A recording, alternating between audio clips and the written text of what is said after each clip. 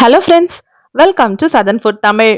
இன்னைக்கு நம்ம ரொம்பவே சூப்பரான காளான் பிரியாணி, அதுவும் சீரக சம்பா அரிசியை வச்சு குக்கரில் ரொம்ப சிம்பிளாக எப்படி பண்ணுறதுன்னு வாங்க பார்க்கலாம். குக்கரில் 3 டேபிள் ஸ்பூன் எண்ணெய் சேர்த்துக்கலாம். கூடவே 2 டேபிள் ஸ்பூன் நெய். இந்த எண்ணெயும் நெய்யும் நல்லா சூடானதும் இதில் ஒரு பிரிஞ்சி இலை, 2 சின்ன துண்டு பட்டை, 3 கிராம்பு, இது ஜாதி பத்திரி போட்டிங்கன்னா வாசனை ரொம்ப நல்லாயிருக்கும். கல்பாசி, 2 ஏலக்காய், 1 நட்சத்திர சோம்பு, இது எல்லாத்தையும் சேர்த்து நல்லா சிம்ல இந்த மாதிரி வறுபட்டதும் 3 பச்சை மிளகாயை சேர்த்துக்கிறேன்.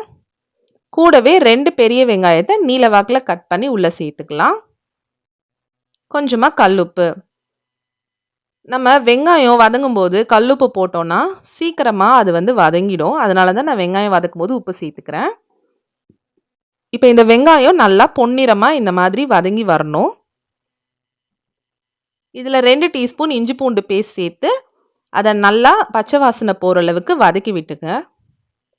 ஒரு பெரிய தக்காளியை இந்த மாதிரி நீல வாக்கில் கட் பண்ணி உள்ளே சேர்த்துட்டு இந்த தக்காளி வெங்காயம் எல்லாமே நல்லா மசிஞ்சு வரணும். இப்போ இதில் ஒரு கைப்பிடி புதினா கொத்தமல்லி சேர்த்துக்கலாம். சேர்த்துட்டு நல்லா கலந்து விட்டுருங்க. இப்போ நம்ம காளானை சேர்த்துக்கலாம். நான் இன்னைக்கு 200 கிராம் காளானை இந்த மாதிரி கொஞ்சம் பெருசு பெருசாக கட் பண்ணி எடுத்து வச்சுருக்கேன்.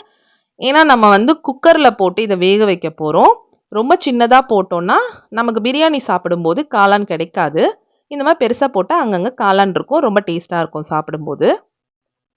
இப்போ இதை நல்லா கலந்து விட்டுட்டு இதில் 2 டீஸ்பூன் கரம் மசாலா, 2 டீஸ்பூன் தனி மிளகாய் தூள் சேர்த்துக்கிறேன். உங்கள் காரத்துக்கு ஏற்ற மாதிரி மிளகாய் தூளோட அளவை சேர்த்துக்கோங்க. சேர்த்துட்டு நல்லா கலந்து விடுங்க.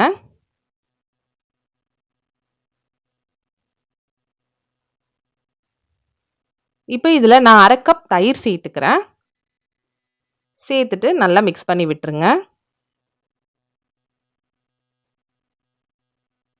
மிக்ஸ் பண்ணி விட்டுட்டு இதை ஒரு 5 நிமிஷத்துக்கு சிம்மில் வச்சுருங்க.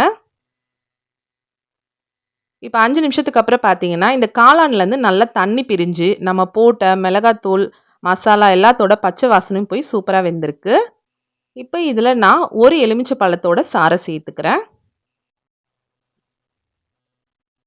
இப்போ இதில் தண்ணி சேர்த்துக்கலாம். நான் இன்றைக்கி 3 கப் தண்ணி சேர்த்துக்கிறேன். நான் இன்றைக்கி 2 கப் சீரக சம்பா அரிசி எடுத்திருக்கேன். 1 கப் அரிசிக்கு 1.5 கப் தண்ணி சேர்க்கணும். அதனால் நான் 3 கப் தண்ணி சேர்த்துட்டு இந்த மாதிரி தண்ணி நல்லா கொதிச்சு வந்ததும் நான் 30 நிமிஷம் ஊற வச்சு எடுத்து வச்சுருக்கேன் 2 கப் சீரக சம்பா அரிசியை உள்ளே சேர்த்துக்கலாம். சேர்த்துட்டு நல்லா கலந்து விடுங்க. இந்த ஸ்டேஜில் உப்பு செக் பண்ணிக்கோங்க. நம்ம உப்பு செக் பண்ணும்போது ஒரு கல் அதிகமாக இருக்கணும். அப்போ தான் சாப்பாடு வெந்து வரும்போது உப்பு கரெக்டாக இருக்கும். இப்போ மேலே கொஞ்சமாக புதினா இலை வாசனைக்காக சேர்த்துக்கலாம். குக்கரை மூடி போட்டு இதை ஒரு 2 விசில் மீடியம் ஃப்ளேமில் வச்சிடலாம். இப்போ விசில் வந்ததுக்கு அப்புறமா ப்ரெஷர் தானாக ரிலீஸ் ஆனதுக்கப்புறம் ஓப்பன் பண்ணுங்க. வாசனையே ரொம்ப நல்லா இருக்கு. சூப்பராக சாப்பாடு வெந்திருக்கு. பாருங்க எவ்வளோ சூப்பராக வெந்திருக்குன்னு. அவ்வளோதான் ஃப்ரெண்ட்ஸ், சீரக சம்பா காளான் பிரியாணி சுட சுட சூப்பராக ரெடி ஆயிடுச்சு குக்கர்லேயே. இதோட டேஸ்ட் பார்த்தீங்கன்னா அப்படியே சிக்கன் பிரியாணி டேஸ்ட்லேயே இருக்கும். ஏன்னா நம்ம சீரக சம்பா அரிசியில் செஞ்சுருக்கனால. சீரக சம்பா அரிசி உடம்புக்கு ரொம்பவே நல்லது.